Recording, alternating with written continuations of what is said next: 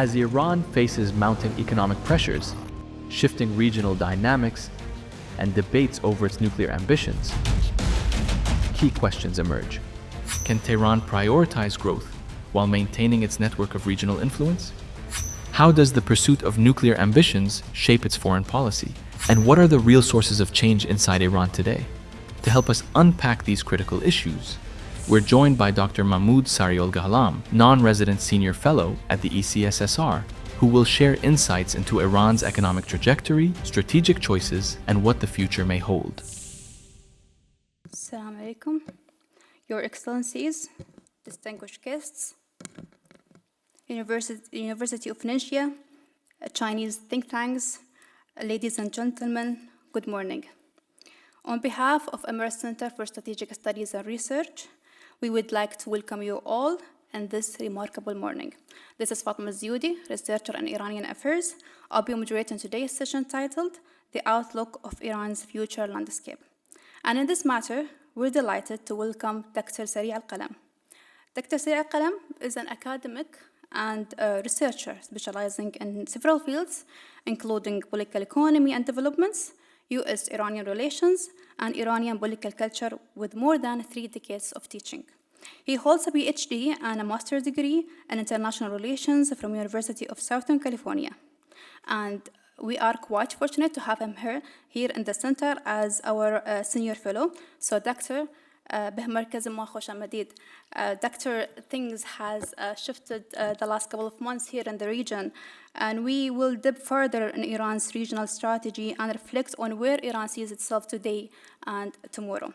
It is very clear that the 12 days of war has impacted the, let's say, analysis and perceptions over Iran and regarding Iran.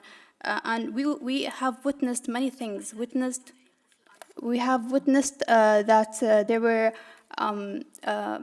strikes, Israeli and United States strikes to Iran's nuclear facilities, and they came after hints and hints of United States investments inside Iran and rounds of negotiations in the nuclear issue. And a lot of things happened. There were demands of zero enrichment. There were demands of less nuclear assets, but also there were activation of a snapback mechanism. So a lot of things happened, so much to talk about, so much to cover. So this leads us to have one main question. What is the outlook of Iran's future landscape? So with you today, Dr. Saric القلم, can you please in 15 to 20 minutes take us through your perspective and give us your assessment on where do you see the future landscape of Iran's going? Good morning, everyone. So pleased to be here, and I need to particularly extend my appreciation to His Excellency, Dr. Sultan Al-Nuaimi, for having me here again. And I'm so pleased that I have the opportunity to serve ECSSR, prominent think tank in our region. I'm pleased to be here again to present to you a PowerPoint, and I hope that it will be useful to give us some perspective about the patterns of behavior by Iran. Before I start my PowerPoint, I'd like to give you an organizing principle that kind of overshadows my presentation. In the intellectual history of Iran, over the last 1 century, we've actually had only 2 patterns of behavior, ideologies, that have run through the intellectual life of Iran. One has been Marxism, and the second has been fundamentalism. So unlike what the average person may believe, liberalism has never been a dominant intellectual base in Iranian history. It is only emerging within the Iranian society, not so much within the Iranian elites. So I think that has been such a dominant way of dividing the Iranian political landscape. So it is only with recent events that the Iranian society and perhaps part of the elites in Iran are beginning to look at the world in a different way. So Iranian intellectual history has been founded on kind of fighting the external world. The anti-imperialist kind of narrative has been the convergence point between fundamentalism and Marxism over the Iranian history. Now, with the Iranian Revolution, Marxism was sidelined, and then we've had since, for some half a century, the dominance of fundamentalist thinking. But I should warn you that fundamentalism could be a platform for Iranian behavior, but as elites in Iran have been able to maintain themselves over the last half a century, it has been more about remaining in power than using fundamentalism as a platform for Iranian way of behavior. So with that introduction, let me move to my PowerPoint. One issue that has overshadowed Iranian behavior are these dyads. Iran has tried to act in both ways. On the one hand, Iran has said that we want to focus on economic development. At the same time, they want to have regional proxy influence. And the problem is that you cannot have it both. A dyad is not like having 30% one element, 70% the other. You either have one or the other. It's 0 to 100. On the one hand, Iran has said that we want to focus on economic development. On the other hand, confrontation with the Western world. You cannot have it both. You have to choose one of the two. And that has been a paradox in Iranian behavior. 3, Iran has said that it wants to have a national security on the basis of creating wealth. And Iran is an extremely rich country. On the other hand, Iran has echoed that we want to have national security based on nuclear deterrence. You cannot have it both ways. You have to choose one of the two. Number 4, Iran has said they want to have access to regional markets. At the same time, they want to have regional interventionism. You cannot be friends and at the same time intervene in the affairs of other countries at the regional level. So that has been a paradox in Iranian behavior. And number 5 is that Iran wants to have a nuclear program with high level of enrichment, and at the same time, it wants to maintain an anti-Israeli stance. Again, that's not possible. So these dyads have kind of shaped Iranian behavior in its national security and its foreign policy behavior. In 1979, Iran was number 49 in the global economic rankings. Now it is 94. In 1979, Iran produced 9% of Asian economies, and now it is 1%. In 1979, Iran produced 13% of Middle East cumulative production. It is now 5%. So this has been the cost of having a foreign policy that is counter to producing wealth at the economic level. If not sanctioned, if Iran had not been sanctioned over the last 25 years, these are the calculations. Iran could have produced a GDP up to $821 billion. So that could have been more than Turkey in this region. Over the last 18 years, there's been capital flight of $216 billion from Iran, particularly to Western Europe and North America. The youth unemployment rate is about 12 million people. That is about 13% of the total population of about 87 million people. And the budget deficit is going to double in 2026, as the statistics remind us nowadays. And there's been a 6% increase in annual consumption of gas and electricity, and the investment in infrastructure does not accompany those increases in consumption. If we look at the rankings of countries in terms of GDP, and I had to put this in order just to demonstrate where Iran might be located. The US is obviously number 1, and China number 2. And here we come at the bottom of this list. Iran is about not even 0.5% of global GDP ranking.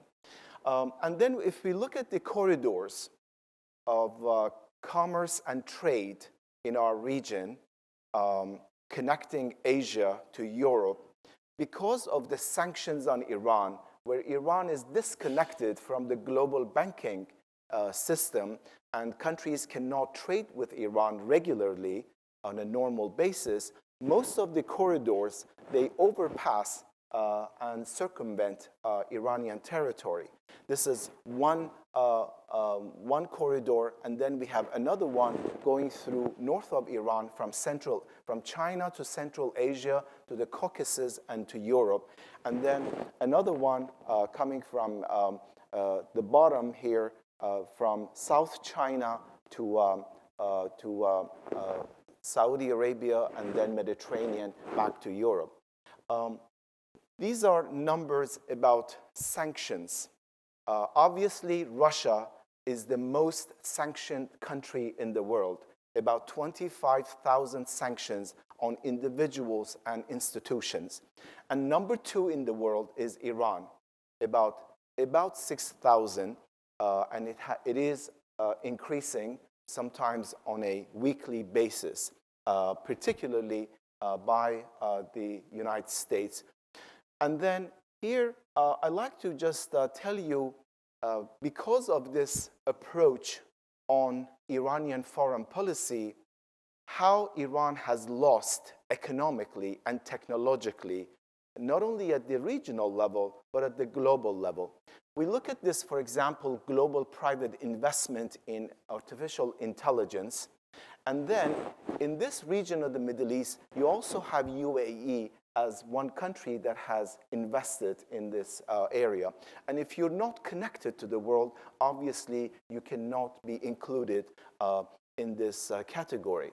And then here, and I will show you in a couple of slides that how Iran potentially can contribute to so much in technological advancements, but because of sanctions, because of the dyads that I demonstrated in the beginning, the country is not able to contribute. Here, that dotted line tells us the maximum of capacity in human brain, and how artificial intelligence in some areas, like image classification, has been able to override human intelligence. And then here is the amount of R&D spent by the auto industry. And I just want to tell you that how Iran could have become part of that global production in autos, but because of the sanctions, it doesn't have that capacity. For example, VW has spent $26 billion in R&D in 2024. Here, I want to show you how Iran has so much potential, but because of its foreign policy, it cannot activate its potential. Iran is number 4 in the United States in terms of its students in computer science. After China, after India, Bangladesh, Iran is number 4. And I remember a few years ago when I was teaching at USC, just in one town, USC and UCLA put them together in engineering, in science, and in computer science. 2 American universities had about 300 Iranian PhD students. And none of them will go back because of the potential that they have to work and stay in the United States. So there is that much potential that is being lost because of Iranian foreign policy. And then Iran wants to confront the United States, and here we have the US spending 37% of global expenses on arms. So that tells you about that intellectual tradition that I mentioned that goes back to the 1960s and the 1970s about fighting the global system on the basis of justice. If the country wants to improve its water resources, electricity, gas, and environment, Iran needs about $450 billion. And I have done a lot of study to reach that amount through people who worked on these numbers. $450 billion is needed to improve the status of Iranian utilities. That money cannot be originated from within Iran. That has to come from the outside. And if Iranian foreign policy does not change, that cannot be secured. So there is a huge paradox. What do you do about your future, and how do you manage your foreign policy if you want to survive and if you want to improve your status? And so what are the areas of compatibility between the United States and Israel when it comes to Iran? I think both countries want to maintain the structure of sanctions. Let me remind you that after the removal of Saddam in Iraq, it took the United States some 13 years to remove the sanctions. So what does that tell us about the future of sanctions about Iran? When will that happen? Even if Iran demonstrates that it has the willingness to change. So it's going to take a long time. That is my prediction. Given American politics, given regional politics, it is not over the horizon that sanctions are going to be removed so quickly to improve Iranian economic situation. So both countries are pushing to maintain the sanctions on Iran. Number two, they want to limit FDI, foreign direct investment in Iran. And no country can be secure without having some percentage of FDI in its economic performance. And they want to constrain Iranian financial and banking system. So that is the whole foundation of the sanctions regime. Keeping Iran's economy in limbo, meaning that there is no clear future where the economy may be headed. And obviously, the number one concept in any economic system has to be focused on certainty. And when it's in limbo, it means that it is going to be very uncertain. Postponing the empowerment of Iranian military and nuclear capabilities. Maybe Iranian nuclear capability cannot be completely destroyed, but it can be postponed. And this is exactly what happened in June 2025. Iran may need another 5 years and quite a bit of financial resources to be able to return its nuclear status to what it was before the 12-day war. So, and also Iranian missile program and military capability. So what are the areas of disagreement between Israel and the United States, the two countries that Iran is confronting? I think there are fundamental areas of contention. One is the United States is extremely concerned about chaos after a potential disorder in Iran.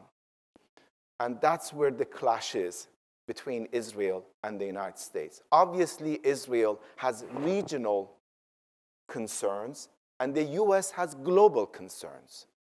The US is very concerned about potential Russian intervention in Iran.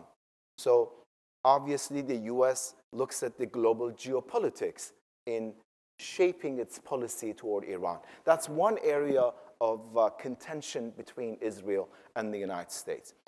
And then the US would begin to work with Iran tomorrow morning if Iran can change the direction of its foreign policy. So the US fundamentally is not interested in regime change. They want to bring some degree of compatibility between the interests of the two sides. I think what we are witnessing today is this. 4 American presidents have focused on containing Iran over the last 30 years, 25 years. But I think there is a shift in American approach that we need to move from containing Iran to containing fundamentalism. That is a great paradigmatic shift in the way the US and Israel and Europeans are looking at Iran today. So what are 3 probable scenarios? Number 1 is that there is a nuclear agreement between Iran and the United States, and Israel approves of that nuclear agreement, and then Iran will endorse FATF, its financial relations with the world. There will be some financial relief through loosening a number of executive orders by the American president. Especially this American president is prepared to remove many executive orders if they can have an agreement with Iran. The possibility of a second war between Iran and Israel will diminish if there is an agreement.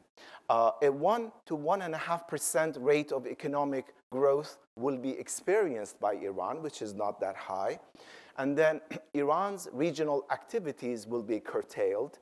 And then Iran can continue to sell oil to Asian countries, particularly to China. And then there will be no structural change in Iran, but there will be adjustments, modifications, and rhetoric alterations.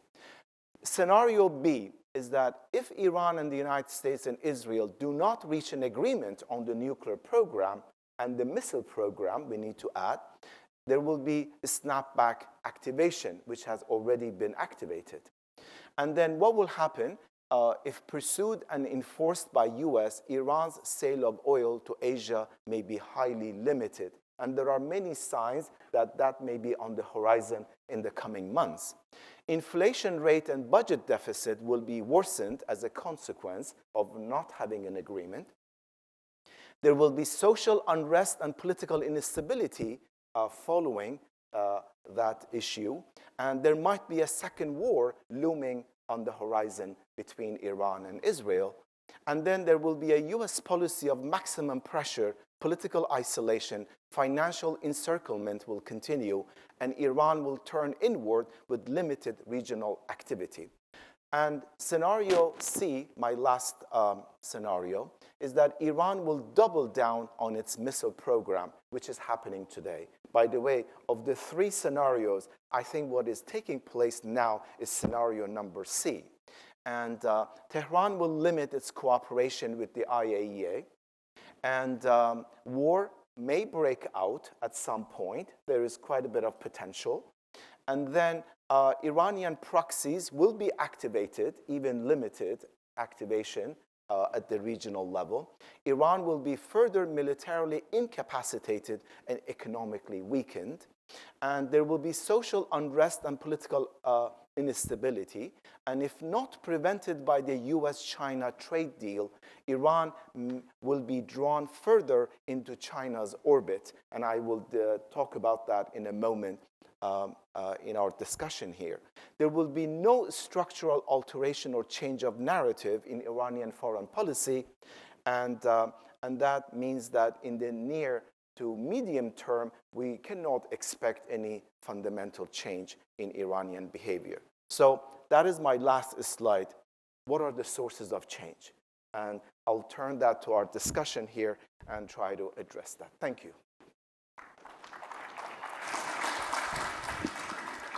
Well, Doctor, that was very holistic and comprehensive. Can you now answer your own question, Doctor? What is the source of change?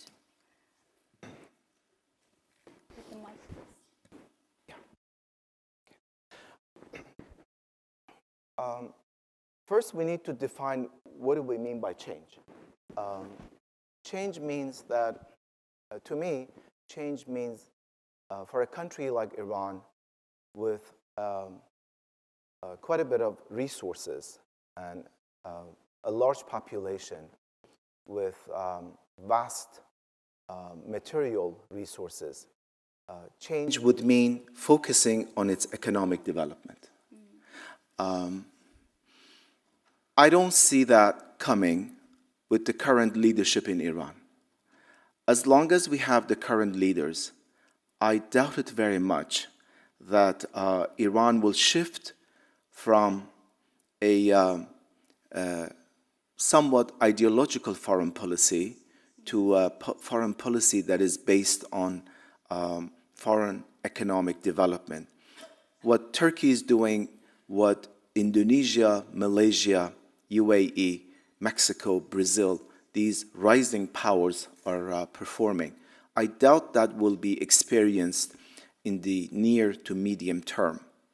That doesn't mean that if there is a change of leadership in Iran, they will immediately resort to changing Iranian foreign policy, focusing on economic development. I think it will take a long time. I think the economic narrative in Iranian foreign policy requires quite a number of crises. You know, sometimes, as we witness in history, reason doesn't change societies, crises change. You know, when you have more crises, then you're kind of forced to change. And I think that's also so reasonable to conclude about human history. I mean, why do we have a European Union today in Europe? Because we had 2 world wars where 65 million people were dead. So source of change will not be originated by external behavior. And I will expand on this, of course, as we discuss more and more. But I think Iran will be resilient. It will maintain itself. And we need to also talk about the role of China in all of this. China has been extremely instrumental following the 12-day war with Iran. And yeah, Doctor, we will come back to yeah, this later. so source of change ultimately it has to come from inside, and it has to come from the civil society if we're looking for solid change in Iran, and that's not going to happen in the near future. Yeah, sure. So also you have mentioned the economic development, and I believe you have touched upon a lot of critical points in the lecture that's going to pave the way for me to ask many questions. The thing is, one of the critical points you said we need $450 billion investments in a way that Iran can reach to an average economic position as a country. And at the same time, one of the essential pillars for the first scenario is that Iran needs to endorse FATF, and that's to attract the investments. But the thing is, inside Iran, there are a lot of voices that are against this approach. They think and they argue that this approach is actually a strategic risk, and it's going to expose the money networks to the West. It's going to expose the revolutionary institutions to the West. They say it's going to limit the support for the axis of resistance. This is going to limit the support for the axis of resistance. And even some parliaments, like Nabawiyan once said, for us to join FATF, it means that we have to classify Hamas and Hezbollah as terrorist groups. So inside Iran, there are somehow against, not all of them, but it is a big portion of party, they're against joining FATF.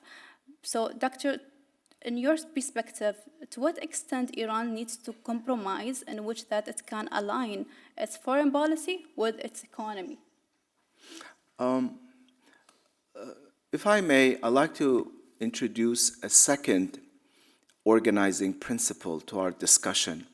This may be very consequential in our analysis of the future of Iran. If Iran changes its approach to foreign policy, if it accommodates the United States, if Iran signs FATF, if Iran allows IAEA to have regular inspections of its nuclear operations, I mean, you put it all together as a package, you know what will be the consequence of all of this? That gradually the structure of power in Iran will have to change. You need different people with different orientation. So, in a way, if you try to deconstruct the foundations of current behavior of Iran is this: if we choose to change, that means that we will commit political suicide, that we're actually undoing ourselves. So in a process, and so that's why you see quite a bit of resistance. There was a very significant lecture in Iran. This is maybe 5 days ago. A prominent politician gave a lecture, and I think he said it very honestly. He said, we're not going to change. If anybody has to change, it has to be the West and the United States. We're not going to change. Because, and one thing that he didn't say, and I can add as a student of international relations, is that if Iran changes, then Iran will have to change the power, the structure of power.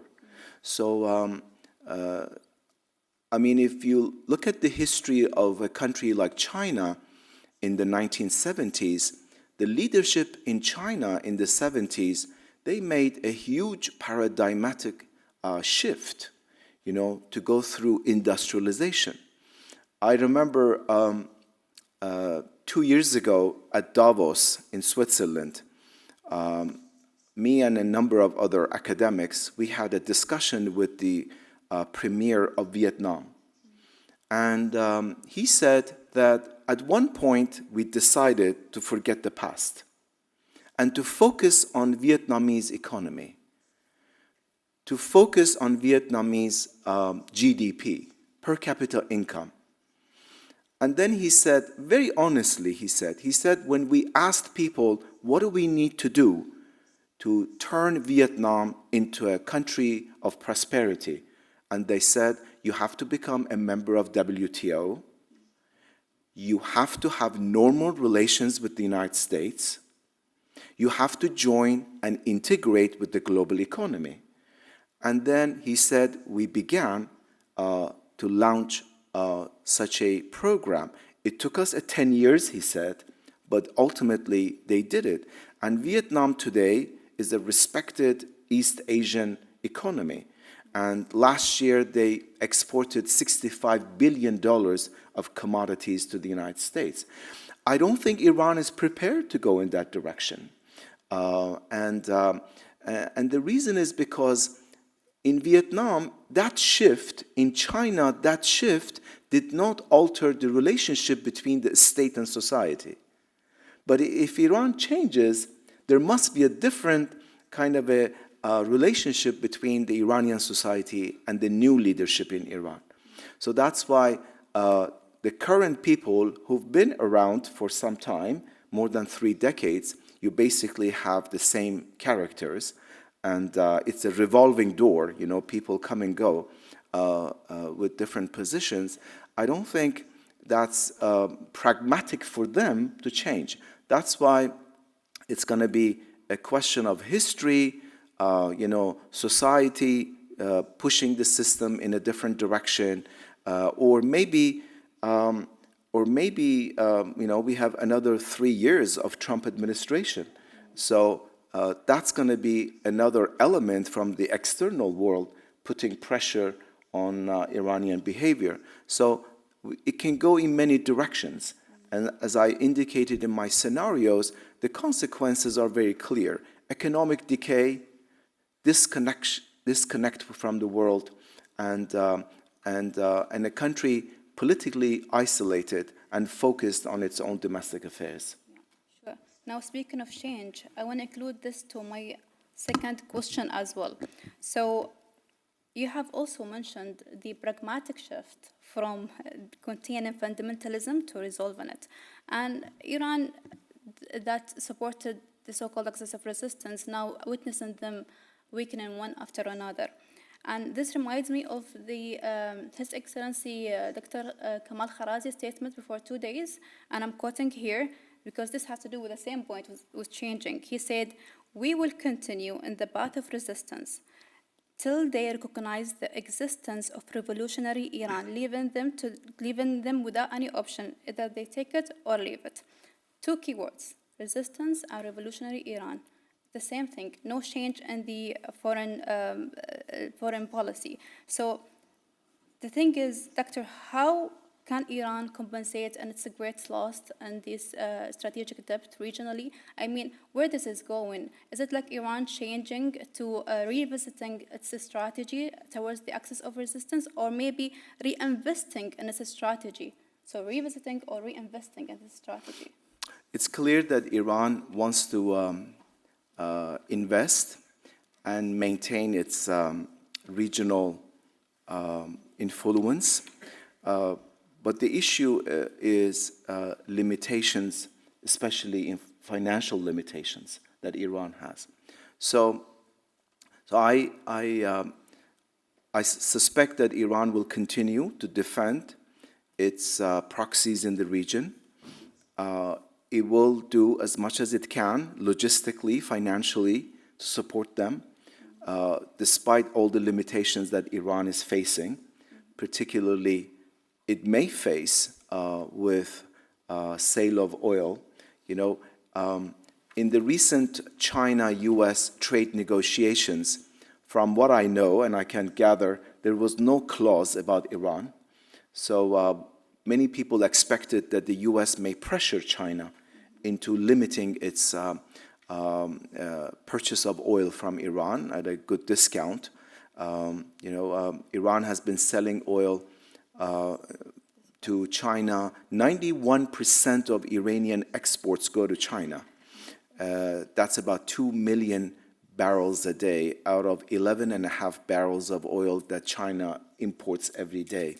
So if there is a limitation on that, then Iranian regional presence will also be curtailed. So it all has to do with Iranian finances. But if there is no limitation for Iran to sell oil to Asian partners, then I think Iran will find ways to maintain its influence in the region. Yeah. Sure. So, Doctor, that was very insightful. The thing is, there is very much of narrative of resistance still there. But also, I think we are in an era in which we see competing narratives and perceptions. And I think there is this general perception now about Iran, which is that Iran is weak today. And that because of a lot of the factors that you have mentioned. It's the shortage and the crisis of water, it's the intensive sanctions, maybe the air defense got weakened or maybe rebuilt. And also, there is another perception saying the opposite.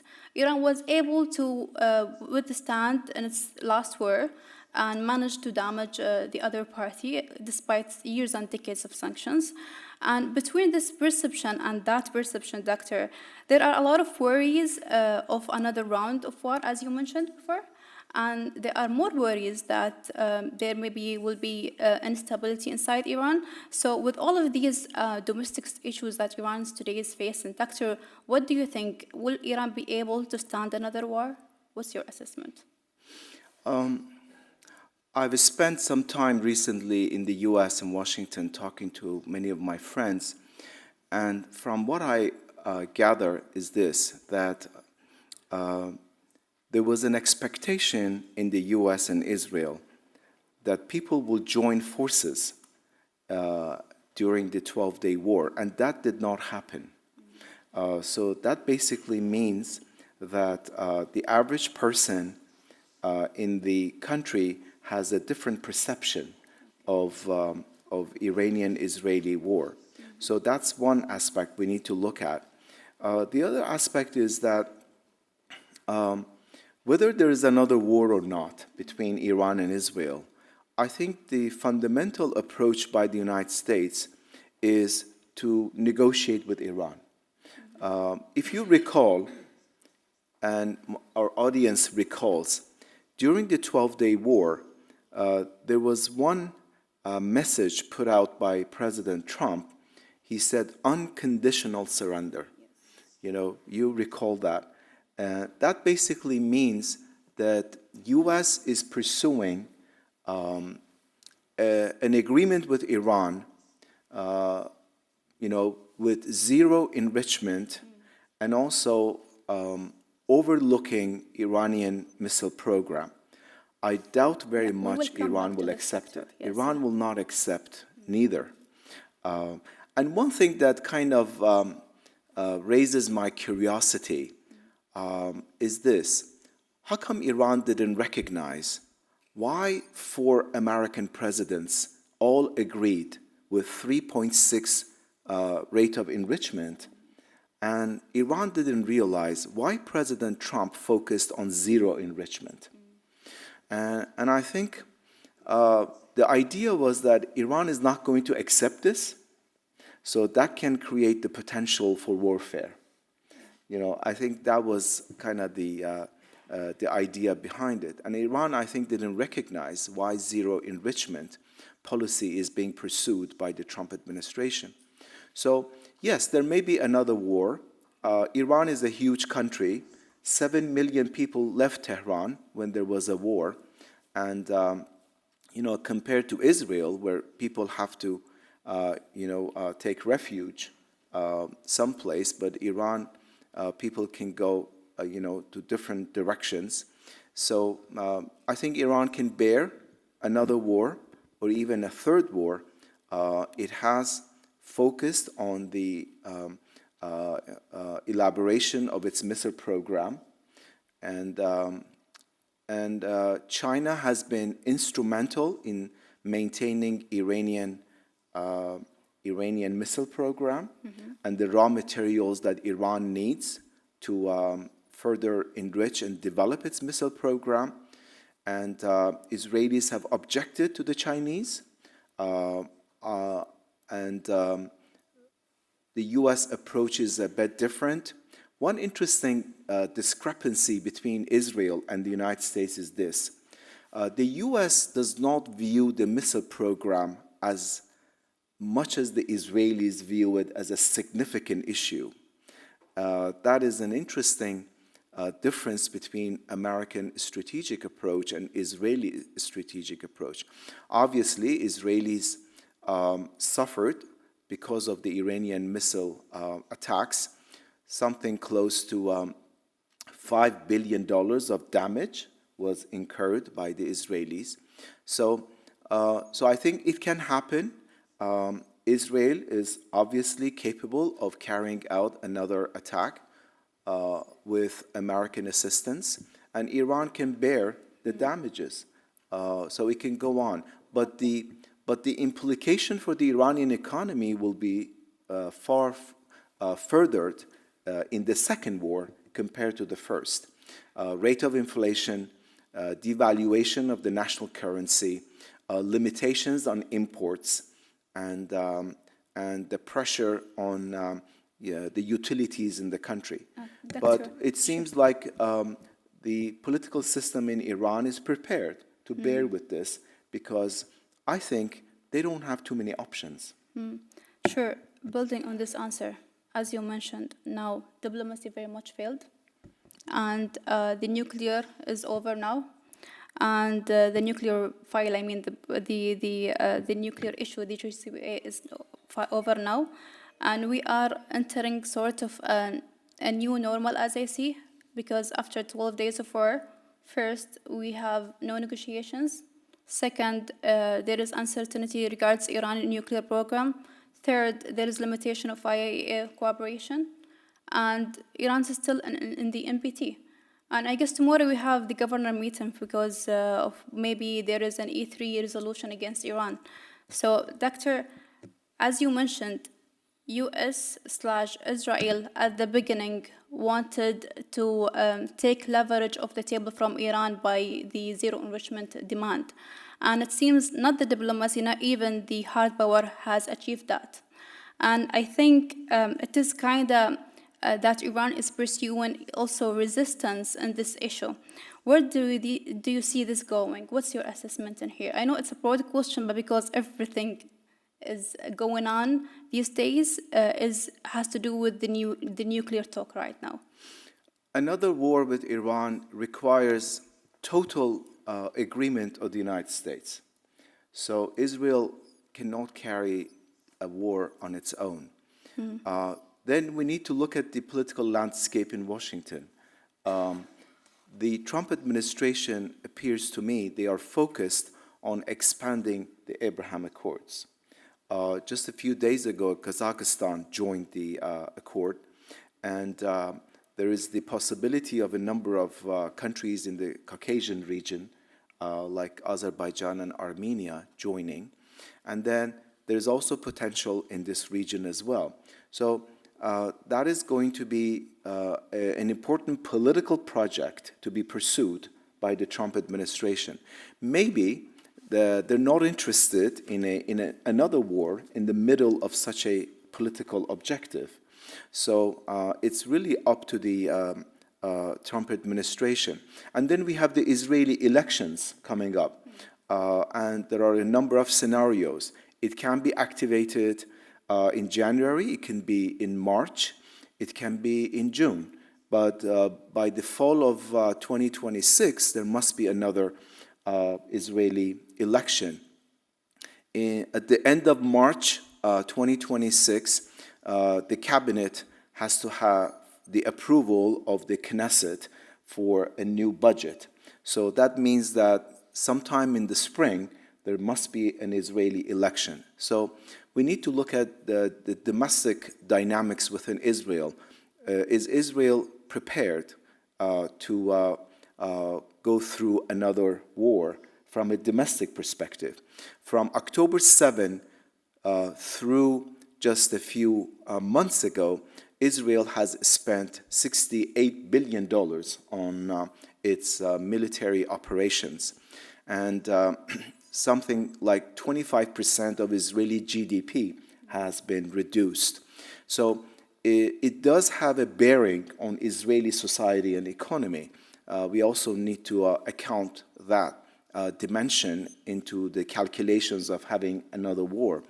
But if there is an agreement between the US and Israel, it can be carried out as another mechanism to pressure Iran. It seems to me that the narrative that is more dominant in Washington is to pressure Iran. Let me just say that there are two narratives in the US. One narrative says diplomatic pressure, maximum economic pressure to make Iran submit to American demands, and they're not in a hurry. The Trump administration is going to be around for another 3 years. Another narrative is that we do not need to allow Iran to reinforce its missile program or return to its nuclear capacity. So time is of essence. That another war will push back Iran again, into another years of, backwardness economically and also its military capability. So those two narratives are competing with one another. It seems like the first narrative, the maximum pressure narrative, has more currency in the White House and American agencies, but the second one has more currency in Israel. But it is a political decision by the two countries whether or not they want to pursue such a strategy. But I think Iran is preparing psychologically and operationally for another war. And they're willing to bear the consequences. So that's why you hear all these comments and lectures in Iran that we're not going to change and we're going to bear the consequences. So, and as I've said, they really don't have too many options. I mean, if you look at the structure of power in Iran, so we're faced with what will take place in Iran, which, not of much change, and the political decision in the United States. That's going to be more consequential than anything else.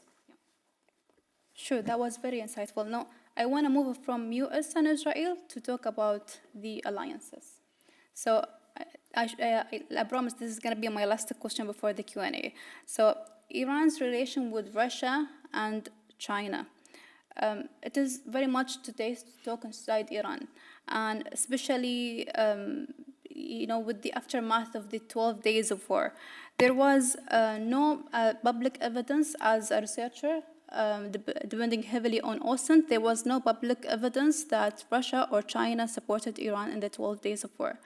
But the thing is, it's apparently as what Dr. Sajjadpour once mentioned in the strategic forum. He said the disappointments inside Iran on the role of Russia and China, it's because they did not manage their expectations. They're expecting much. And this is not how it should be. And it seems like, to me, I'm a bit confused. Is it a strategic alliances, or maybe it's an alliances of necessity and circumstances? What do you think, Doctor? Yeah, in our fields, in the social sciences, we always begin with definition of words and concepts. I don't think Iran has any strategic relationship with any country. That includes Russia and China. Strategic is a very powerful concept. Let me start with Russia. Russia, I believe, is not interested to convey the message, especially to the West and Israel, that it has a strategic relationship with Iran. Russia keeps promising Iran with weapons, with support, but they're in the business of postponing those promises, and they've done that. The only area that stands out in the relationship between Iran and Russia is intelligence sharing. That's one area that Iran has depended much over the last 2 decades. Russia has been very instrumental in letting Iran know prior to some events and operations by the outside world. So beyond intelligence sharing, I don't think Russia plays an instrumental role in how Iran decides and how Iran conducts itself vis-a-vis Israel or the United States. So it can continue because Russia obviously has larger interests in Europe and vis-a-vis the Middle East. Now, about China, I don't think China has a strategic relationship with Iran. Can you make it 1 minute, please, Doctor? Yeah, I'll be very quick. I don't think China has a strategic relationship with Iran. China is interested in developing potential areas of security cooperation.